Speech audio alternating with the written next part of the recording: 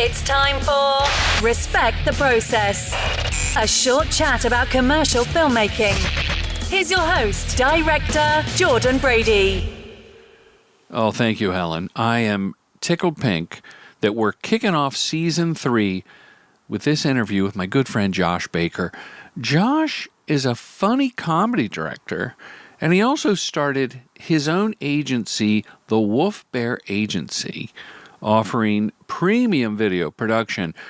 And talk about a niche, he focuses on the home service industry. So it's a fascinating chat, and I'll put a link to his website, the Wolf Bear Agency. It's thewolfbear.com. You'll see what he's doing. He's got a strategy and a system for making these ads that I think we can all learn from. It's a great chat. So I want to welcome our new sponsor, Posh Duo, and tell you about the retreat. Then we're going to get right to Josh. Okay, thanks everybody. Enjoy.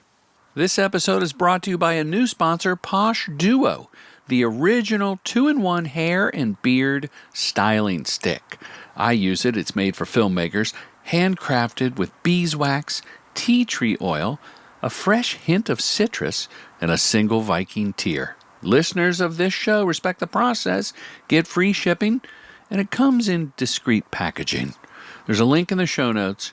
Get the posh look. Quick reminder, my Filmmaker Retreat in Joshua Tree is October 1st through the 4th, 2026. Year 5, everybody. It's a small group of real working filmmakers. I want you to come be a part of a special community, take part in honest conversations, and just take time to think out in the desert. And the food is fantastic. That's where all the magic happens, really, is we all eat our meals together.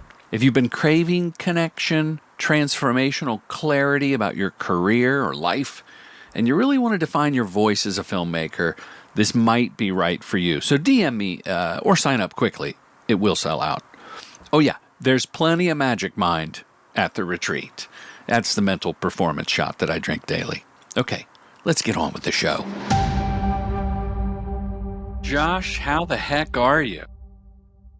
I'm doing great, Jordan. It's good to see your face.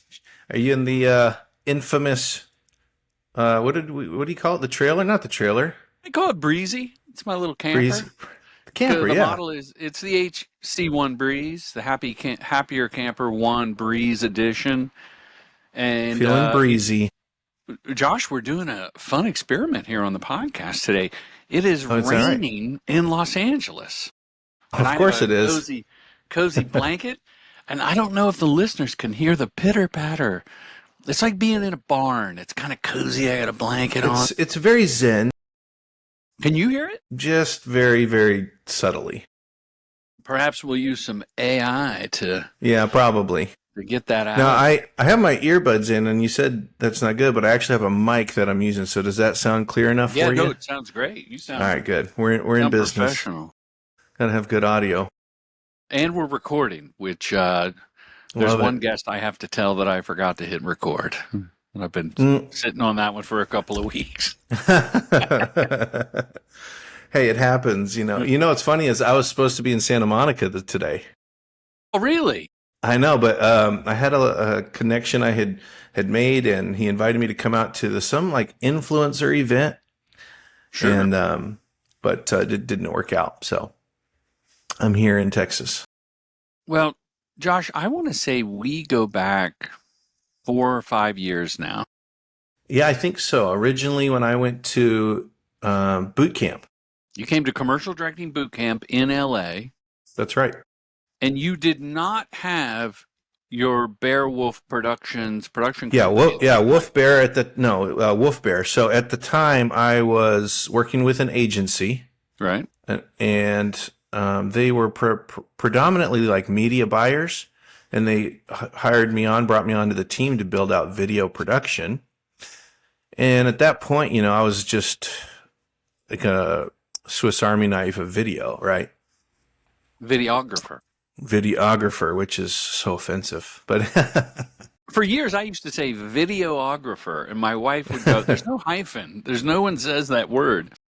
Yeah, it's not offensive, man. A lot of listeners now. No, I'm kidding. Wear that of course, title they wear that badge with honor, and it does mean that you're doing a lot of stuff. It does, yeah. And look, I teach and profess and hope to practice filmmaking as a specialized thing.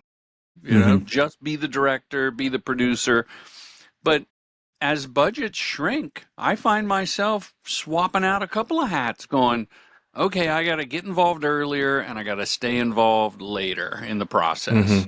Sure. So I don't poo-poo the multiple hats. I don't either. Still do it. Yeah. And when we met, I think you were, you had a gig, like a paycheck. I did. I had a staff filmmaker. And I think you told me, like, I think I mentioned to you I was thinking about going on my own. And you're like, I don't know. Because it is an unusual thing to be able to, like, just have. I had an interesting, evolution. I just had jobs just coming to me. I didn't have to win them. I didn't have to, pitch anybody. They were just coming to us. And I got to, like, direct them. And there was just a budget that appeared. So it was weird. It's very weird. That's amazing. The dog, by the way, for those on Spotify or Apple Podcast, Yes. That's on Josh's side. It is not in Breezy, the trailer. It's not in Breezy. Even though I told everyone in the house to keep the dogs. It happens. It happens. But isn't that great? Like, and I think at the time, and certainly, I think we're both happy you didn't listen to my sage advice and you branched out on your own. But it's great because when you're on staff, and I've said this, I think for like 6 years, 7 years now, having that paycheck as a filmmaker is such a treasure that you're getting in your reps and wearing all these hats and rolling up and paying your dues, but learning how to solve problems with the lack of 55 people ready to jump when you say we need this or we need that. 100%. And I think that I believe timing. Everything has a season. There's timing, and the right time is crucial. For me, that afforded me the opportunity to really get those reps in. I mean, when you're working for an agency, they're the ones that paid and sent me your way. So, like, I'm very grateful for that. I'm very thankful for that and grateful for that. And then, I mean, I think the first year after boot camp, I directed 35 to 50. I can't remember the exact number, but it was a lot. And for whatever reason, it was just a high volume year. I think after that, we maybe did 30. And I know since then I've done about 100 commercials. That's awesome. Not all of them, grandioso, but again, the process is the same. So you still get the reps in. Doesn't matter what the budget is. You're learning from every project, which is valuable, very, very valuable. So, can you think of a recent commercial you've directed, Josh, where something happened on set and you took a little pause and you kind of laughed and went, "That was me 10 years ago. I had to make a light out of a Home Depot shop light with some foil and a shower curtain, and here I am on the set of this big commercial, and by golly, that experience paid off." I would say yes. I've had a few of those moments actually, and I think it's surreal.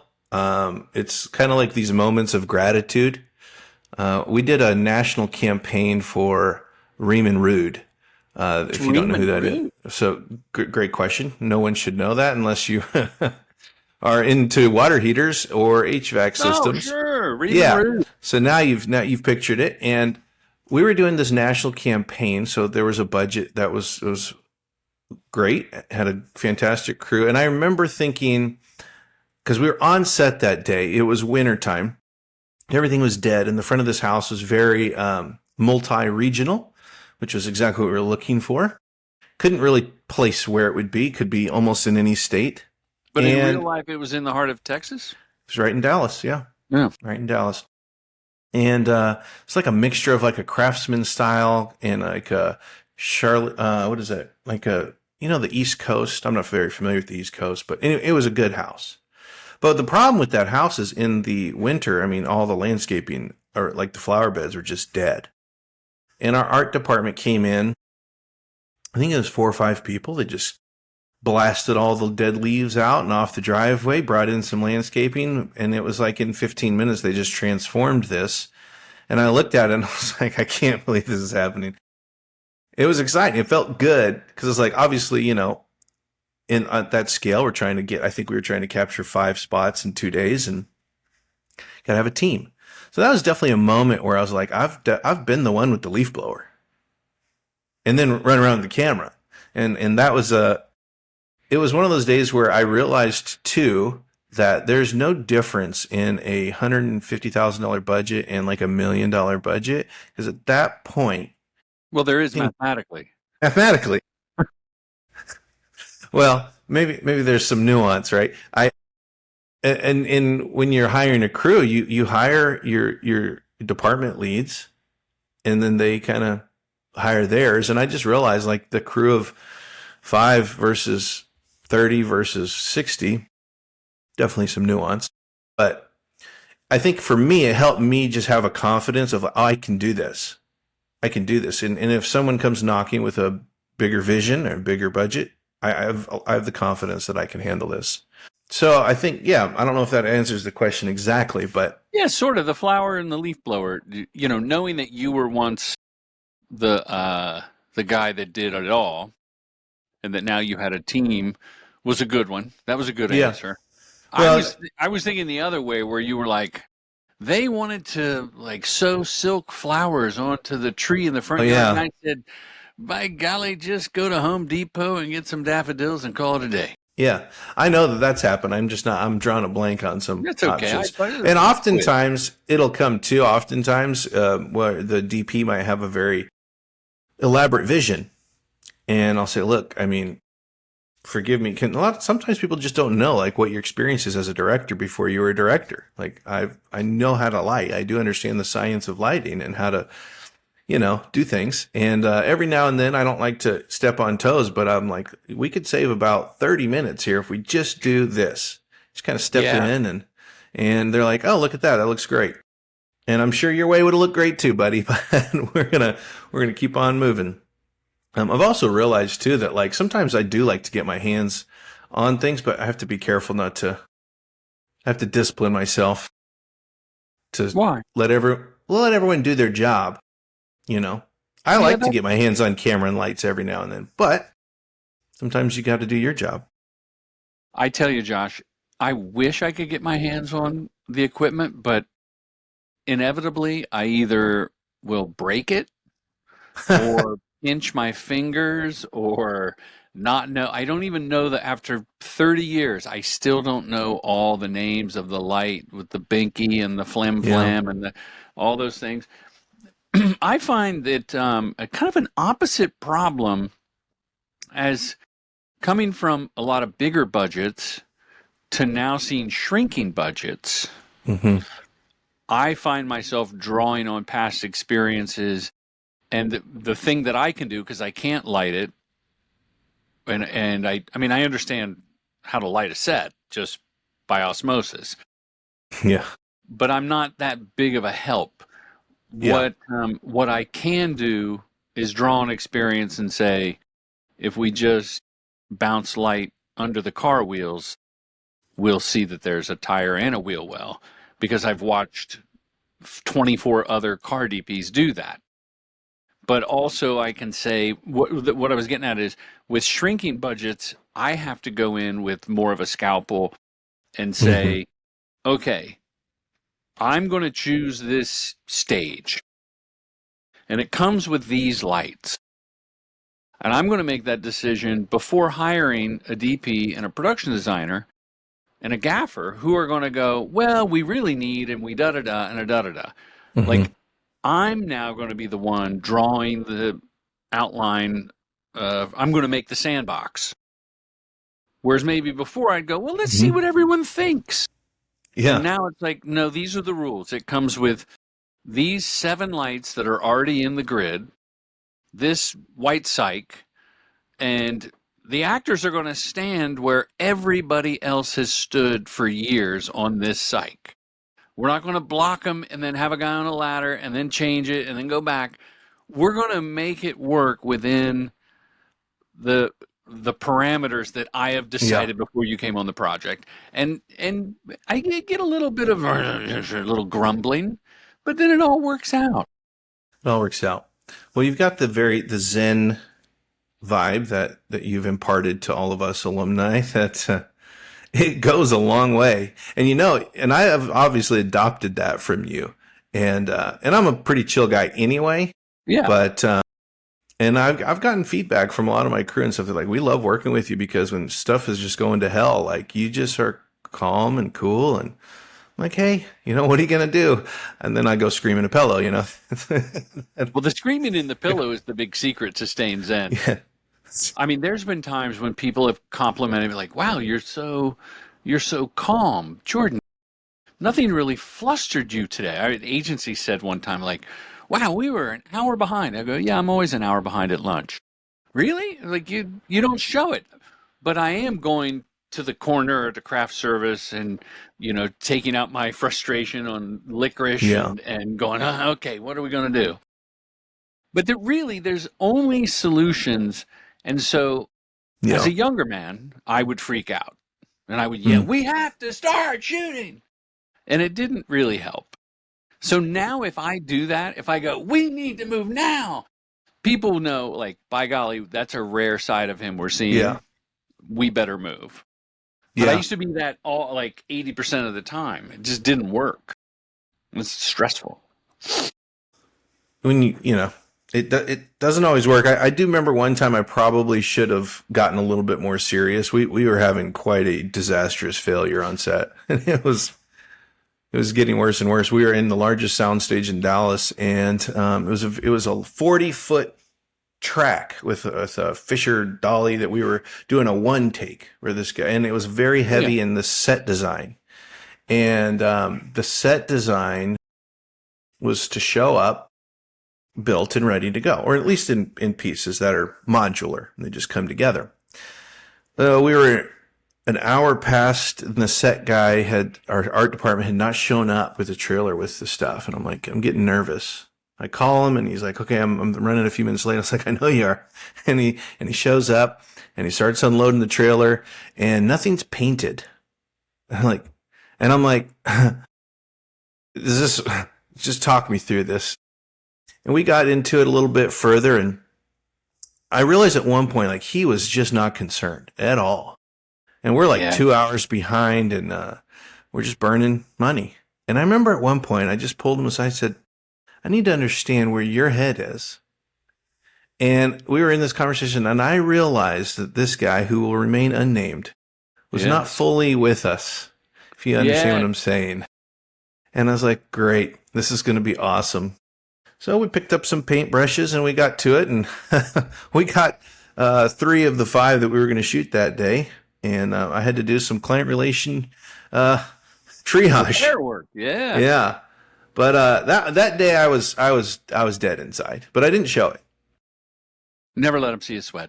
No. There was similarly, we had I had an art director show up on the, production designer, show up on set for the scout. And he was, 15, 20 minutes late. And it's LA, there's traffic. But I tend to start on time and just assume that everyone deals with traffic, so plan accordingly. Mm-hmm. And I knew this guy was a pothead. And being a pothead at the time myself, but never on set, never at work or anything. Boy, rap, you call rap. I've got what we used to call a doobie back in the day and ready to go, or a little one-hitter. Those were different times. But Josh, he shows up late and I go, I'm going to take you, and he's chomping the gum. And I go, hey, we're done. I'm going to now stay and talk you through what you need to know for the art department. So next time, don't be late or leave earlier or whatever. But if we were starting at 9, we're starting at 9, not 9:15. So we go through it.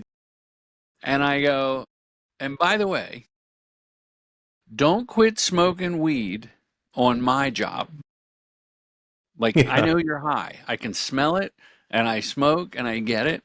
And this is before, Like you had to have a license in California. Yeah. Like it wasn't like it was now, right? Yeah. And the weed wasn't as powerful. But I said to the guy, look, don't stop smoking on my job because you're clearly a functioning pothead. We need to. I'm being serious. I understand. But don't go near my clients or Video Village. Right. And there was a time on the shoot, it was like 3 days, and we were in a car dealership, and I remember he walked by day one, and I grabbed his arm. I said, I got to talk to you. I said, you can't even walk by. You smell so bad. And that was our last job together because, like, I let you off the hook. Mm-hmm. And the work was fine. Like, the work was great, but the client-facing side of it, it's a bad look on us. We own the companies in our case, and we're the director, we're the leader. So you've made a big evolution from what I have observed, of starting, and I don't know if it's a partnership with your son, if it's a studio, it's a little bit more, and I am curious to hear what you've got going with that. You just took over the podcast. Well, sorry, I do that sometimes. What do you mean studio? My son did have a maybe not a stage studio. Maybe years. That's what I'm thinking of. Yeah. He and some buddies had a sound stage in downtown LA, Void Studios. They have since closed shop. The timing was between the pandemic. Like they started it when we thought the pandemic was over, and then it lasted longer. Then the strikes. I did shoot there quite a bit, and they had Sprint clients and Hungry Man, big productions come in. But that was totally separate from the old man. What you may notice now is he has DP'd quite a few of my shoots the last 2 years. Yes. And anybody that can work with their kids, it's the biggest joy in the world. You said that to me in a couple conversations. Jake I like that. edits this podcast.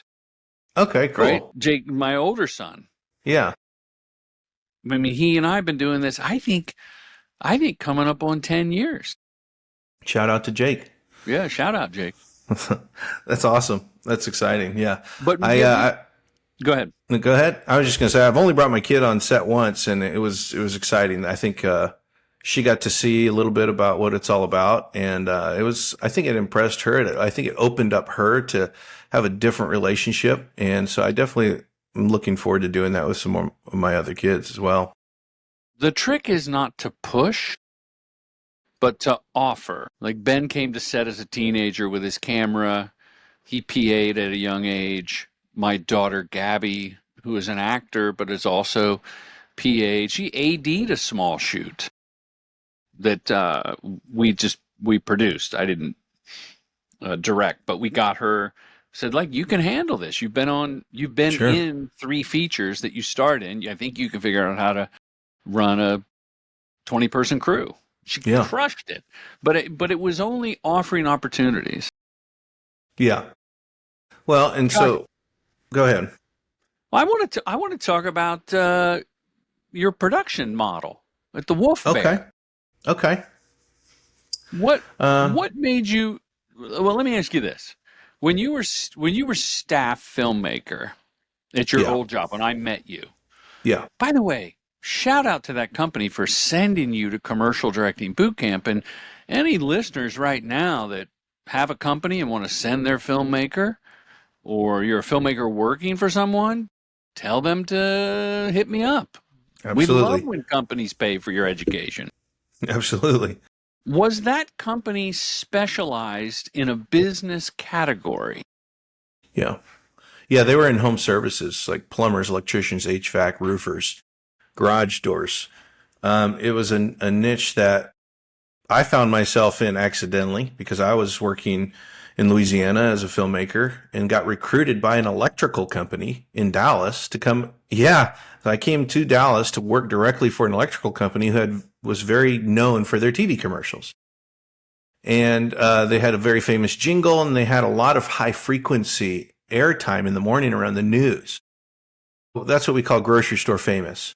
When you're like you go in the grocery store, hey, I know your face. It's not, a movie star, but you're going to get recognized. That's the best kind of famous. And it's not bad. So I got brought on, and the commercials were very local. And I was kind of like, great, you guys have brought me on to fix this and elevate this. And I moved my whole family and my whole life to Dallas, and got into the office on week 1. And I was like, all right, I got some ideas on how to fix this. They're like, oh, no. We don't want to fix this. We like it. We like that it looks a little bit lower, like production quality, and it feels local, so we're not too big. And I was like, well, why did you bring me on staff here? And they're like, well, we liked you. Because you lower the bar. And I was just like, I don't know what to think about this, but ultimately it's actually a phenomenal company. I loved working with the people there. So it was a win. But there was other projects that I worked on, and ultimately the agency that I went to work for, they kind of pulled me from that electrical company into a legitimate advertising agency, right? They scooped you. They scooped me in, but it was all in this home services contractor space. And, for many years I was, I don't know. It's like I didn't appreciate it. I felt like my work, and even when I came to Joshua Tree and everyone showcasing their work, I was insecure. I just was. I was like, my work is not as exciting as everybody else's work because it's toilets and the category and the brands. Sure, absolutely. It's brand local envy, we call it. Yeah, well, I had it. Over time, I think it's important to own who you are and what's in your hands. I think sometimes you just find this opportunities have been afforded to you. Don't resent it. I think that if you're a fruitful, faithful, whatever word you want to call, in stewarding those opportunities well, bigger and better will come. Yes. And I've seen that happen. And so I just, instead of being antithetical towards it, if that's the right word, I started just embracing it and saying, you know what, I'm going to make the best toilet commercials in North America. Or whatever, for roofers or whatever the opportunity comes. I'm going to make it the best. And part of that was me spending time with these companies and the faces and the people in these companies, starting to realize that these are very blue-collar workers. They're phenomenal people that I am directly influencing and affecting their livelihood, which affects their families, because good advertising will get calls on the board for them, and they go out and they work every day. And so that was kind of the passion that I've developed through working with this category. And when I went out on my own, I really was in this decision point of like, I'm free. I can do whatever I want. And I was like, because you kind of have to make a website, and you're like, how do I want my website to look? What am I, and as a, marketing experts will always tell you, like, pick, and even your advice, find a niche. I just decided in year 1, I was like, let's continue along with what I've been doing with home services. You know what the funny thing is? I have not found any clients in home services yet on my own. So on my own, I've been working with other types of clients outside of the home services space over the last year. Now the tide's turning on that after a year. So I've had great work. It's been a great first year, but it's been a discipline for me to, like, my brand, my website, to keep going. Because it's easy to be like, I need to shift and pivot and show all the clients that I'm working on, and I still question if I've made the right decision, right? But it's the tides are turning where I've made some great relationships, and I feel like there's about to be just a influx of home service clients coming. That's and awesome. others, but that's a great story for the listener. If you click on Josh's name in the show notes, it'll take you to thewolfbear.com. Thewolfbear.com. It's funny that I would have never guessed that your first year clients were not home services. And what's interesting is I do preach put yourself in a box to make yourself easy to sell. And with that comes the caveat that you're always going to attract someone from outside that box. Yeah. Someone's going to go, hey, this may not be in your wheelhouse, but we need a commercial for blah, blah, blah. Now, Yeah. I tend to be category agnostic. Mm-hmm. And I'm wondering, as things evolve, if that's still the smartest way to go. Like, I think being dominant in the one box, because we've just talked about how other things come in, maybe something for people to hang their hat on and go, well, we still like the work. Well, I think for you, it might be a little bit different because your advice is really good for someone like myself who's still early on. You have to narrow it down. I think, and take the compliment for what it's worth, you have such a broad body of work. Now, I would think people want Jordan Brady because you have a brand now. You have a voice, and that you have, I don't care what the product is. I want to go get Mr. Brady to come and direct my stuff. I'll take that compliment, and thank you very much. I do want to point out that questioning, is my website right? Should I put this on here? Is that really the brand? And then the way you speak with humility and grace about accepting the opportunities that we have and the cards we're dealt, not that we can't aspire and we can't make changes and things like that, but sure. I'm in the same boat. I think everybody's in the same boat. Like my lovely wife, Jeanette Godoy, talented filmmaker, she gets upset when I tell people, like at Commercial Directing Bootcamp or on a podcast, I'll go, no, I'm a B+ commercial director. Like, why would you say that? And I go, well, I never stop there. I'm a B+ commercial director, but I'm an A+ filmmaker. And my craft is an A+ filmmaker in commercials. But the marketplace has dealt me a hand from choices long ago. Like, Josh, I used to love doing consumer package good spots. Like when I did Hefty Bags or Eggo waffles or like I don't think I did a Jolly Green Giant commercial, but I wanted to. Like Tony the Tiger, I was so happy. And people were like, you should want to do cooler brands. Because I was in this hipster era of the 2000s. And I'm like, no, man, I'm from Ohio. I grew up there in Virginia. Like, I want to do commercials for the things I see on TV. Yeah. And so I love it. And they're like, it could hurt you. So I do think my choices and my reel over the years were these, like when I did so many Happy Meal commercials and made... like paid for a swimming pool, above ground, right? Above ground, hey. But I was so happy. And so I'm realistic that now in my golden years, the marketplace goes after this top tier group of women and men that make commercials that are superstars. And then there's like, they're the A+.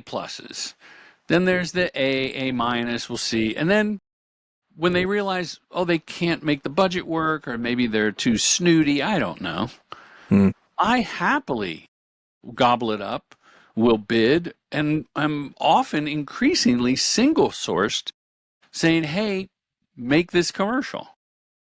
So I'm really happy with where I'm at. Do I still dream of that Skittles Super Bowl commercial with, Kenny Rogers or whoever? I think he's passed, but like some old celebrity making a comeback, ironically, in the Super Bowl. Yes, I dream of that. Every year I think of that. I'm thinking about it now. So yeah, thank you for the compliment, and I relate to being grateful and being of service. I think filmmakers sometimes have a hard time understanding the joys of being of service that you mentioned, that you're affecting these people's lives. Yeah. And it speaks to, faith, philosophy, just your general optimistic outlook towards things. Why Wolf Bear? Yeah, I get that question every now and then. There's probably several layers to that one. When you're trying to name a company, at some point you just got to come up with a name, right? I'll tell you the reasons, the multiple reasons. I was going through some pretty radical changes in my life, and starting the company kind of all hit at that same time. Always a smart business move. Yeah, sell your indeed. house, get a divorce, and start a company. Wonderful. Maybe get a sex change. Yeah, I'll table that one for now. That last one. I had read an article or stumbled across an article of this Finnish photographer who was out and he was following, he was shooting animals in the wild. And he just happened to, with his camera, capturing. Mm-hmm. Photography. Yeah, that's probably good to differentiate. Well, he's not some rogue photographer. And he just happened to capture this gray wolf and this brown bear who were kind of just, they typically would not hang out together, but they became friends in the wild. And he followed them for, I don't know, a couple of days and just photographed them. And it was just something that you don't see. They're apex predators, both of them. And they're just hanging out, like cruising around the wild together, sleeping together, like just hanging out. And to me, it struck like how interesting, when you see things, unlikely things coming together, I feel like that's a kind of part of my story. Things that you would never think that would come together in unlikely places, in unlikely ways. So that's one layer of it. And another, I don't know how far we want to go with this part of the story. Leading up to the naming of my company, I was at a friend's house, and he had these very interesting tapestries hanging from the wall. And one of them was this wolf coming like out of a portal. I just thought it was a really cool piece of art. The other one was a bear coming out of this portal. And it's just very, very cool. It's very psychedelic. And I didn't think anything of it, but I just thought, man, that's super cool.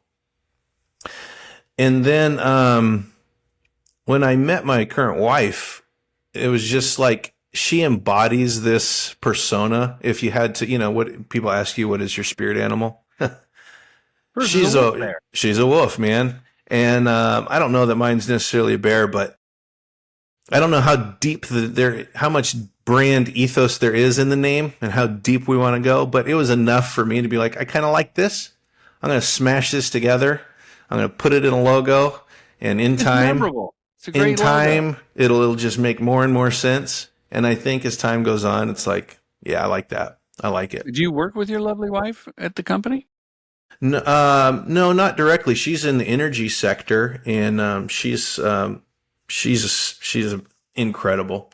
I tried to recruit her, but I don't know if I can afford her right now. Maybe in time. But I hope so. You're good together. I follow you on the Instagram. I appreciate it. Yeah. I'm madly in love, and she's been an incredible person in my life. Pushed me dramatically, and even as much as last week, just pushing me to make big leaps, big risks. And I think that even, again, like last week, pushed me to do something that I wouldn't normally have done. And it instantly opened the floodgates to something potentially will be game-changing. And I think that's, I'll speak to the idea of people in your life like that, yourself, my wife, people that push you further than you're going to go. As an individual, you have to position yourself around that too.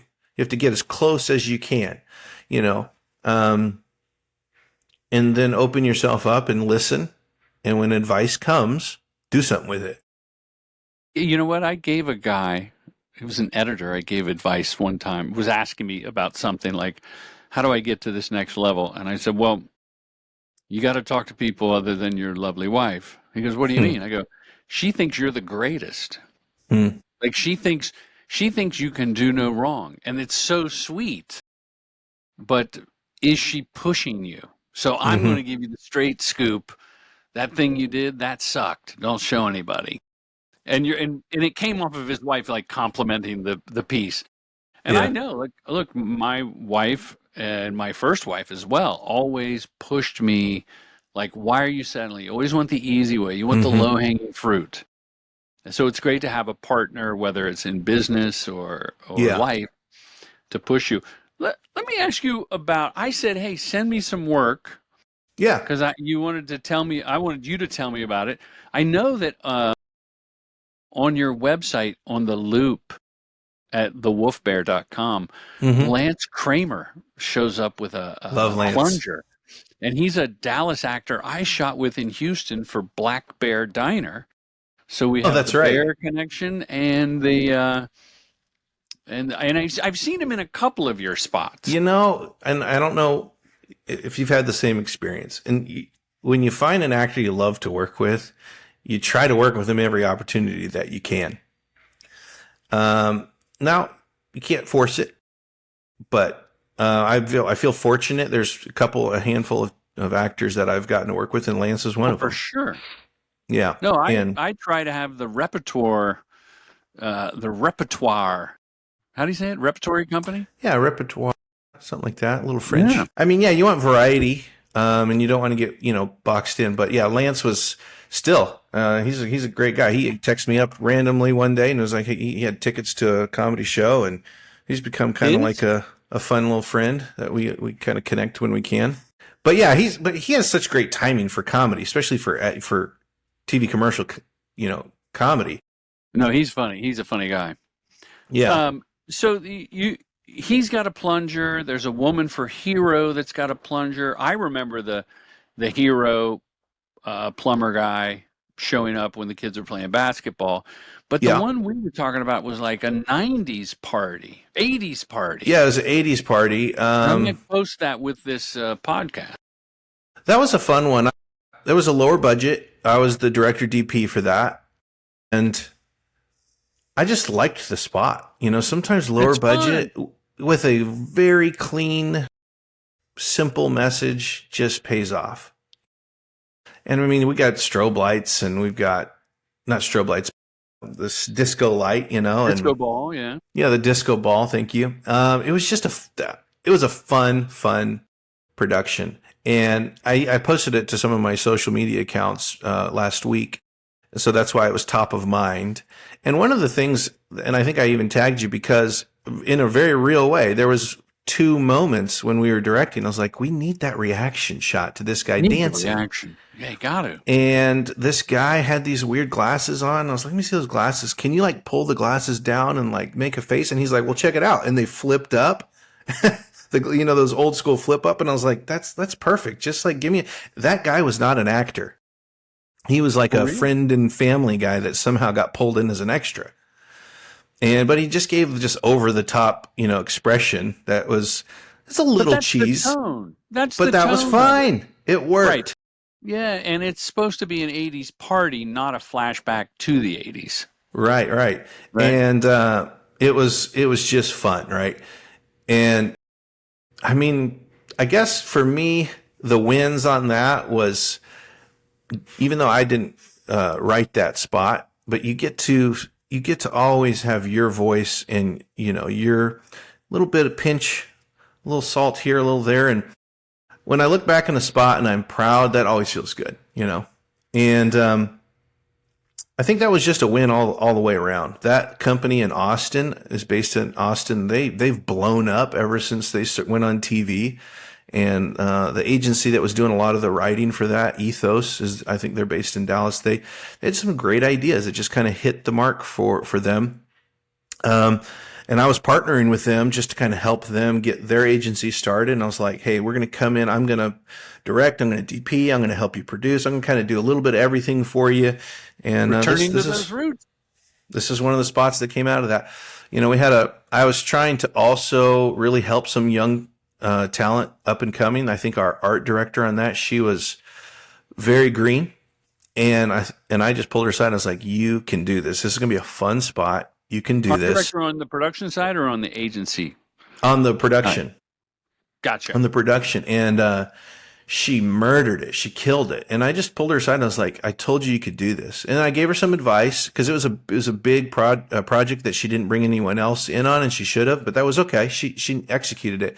Well, she's gone on. She worked on all Yellowstone. She's worked with Taylor Sheridan and all the shows, and I can't even book her anymore because she's too busy. But It's great. But I'm happy about that. And so I think when I think of that spot, if anyone watches it, like, I think maybe that was why I wanted to highlight it. It was everything about that production just was a win. That's so good to hear. It's good that you can also mentor these up-and-comers on your crew. I love it. That's something I'm passionate about. I mean, even with when I moved to Houston, I realized that there's a lot of, and I'm in Dallas and Houston, but I've got a place in Houston as well. Nonprofits big in the area, and I started this thing called Wolf Bear Next Gen, and because I work with some nonprofits, some for veterans and different ones, and kind of the same story happens. They have an event, a gala, something, and they need it captured, just basic film and photography, video and photo. But they don't typically have a budget for it. And so I'd come in and say, look, let me just donate my time. And I started thinking about it. I was like, wouldn't it be cool as if I could get some young people that are interested and have them show up? I said, and I'll teach you in real time. You get some real life, and no one has to pay for it. It's just a donation of time. And That's a great idea. It's a great idea, and I've been working on it. And we had our first event for in Houston. It was a fashion show that was raising funds for battered women's shelter, and I got to bring my son in, and he was the photographer, and he actually murdered it. I was like, how are you this good? And I was like, oh, I know why. That's kidding. That's funny. But to the point being is I do love giving back. I think like training and teaching the next generation, it's just something I'm passionate about, So every opportunity I've got, I do it. Josh, I say bravo. Thank you. I'd say this, man, I really appreciate everything that you've done. I remember one time at, this would have been Joshua Tree. We were having a conversation at one of the meals. And I asked you what your vision was. Magic happens. That's where the magic happens. Well, that and the campfire and the tequila sipping, that was all good. You had mentioned, that I did not recruit Josh to talk about Joshua Tree. That just no, you weeks don't. Ago. Oh yeah, and I'm sure it went well. But you said something to me. You said that you wanted to influence 10,000 filmmakers, and that stuck with me. And I'm sure you're on your way, and it's going to be a journey to get there. But I'm wishing you well. And that you'll achieve that goal and beyond. So, well, he was a graphic designer, and now he's a really interesting, smart guy. I had him on the podcast years ago, pandemic era. Chris Do. Have you heard of Chris Do? I know Chris Do. He's the kind of future. I know exactly what you're talking about. Yeah, right. And he's quite charismatic and just gives so much knowledge. And he quit being a graphic designer to teach full time, and he started his school. He has the Future, which is like a learning platform, more for motion graphics and design and art director kind of thing. That's my impression anyway. And he said his goal was to teach 1 million creative people how to make a living doing what they love. Wow. And I was so blown away. And he's quite earnest in his desire to help people. And Josh, I was like, there's no way. I mean, not for him, for me. Like, I could do 1 million, but I could teach 10,000 filmmakers. I could impress upon them.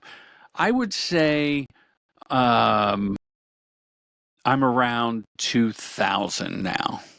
Oh yeah, you'll get from there. Online courses and boot camps and the retreats. Yeah. And I'm not counting just people that have come through on the crew, because I don't really know. Some people I may have swayed away. Some people I've turned away from filmmaking. Yeah, and like they told me, I took your thing and now I don't want to do it. I'm like, that's awesome. Like, wouldn't you rather know now? Plus, we got to thin the herd a little bit. There's too many of us. Well, I'll say this: when you hit your 10K. I'll come out to LA and I'll raise a glass with you. Yeah, but I love it. I would love that. What are we going to have? Like a high-end tequila, I hope? Or we have probably multiple.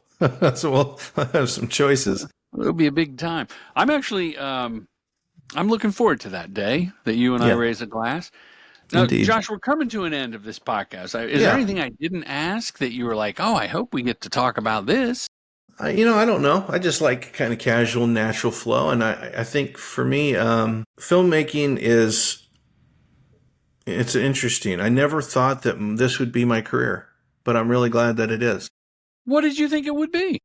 Oh, well, yeah, I don't know if you know some of my story. Once upon a time, I was going to be like a minister.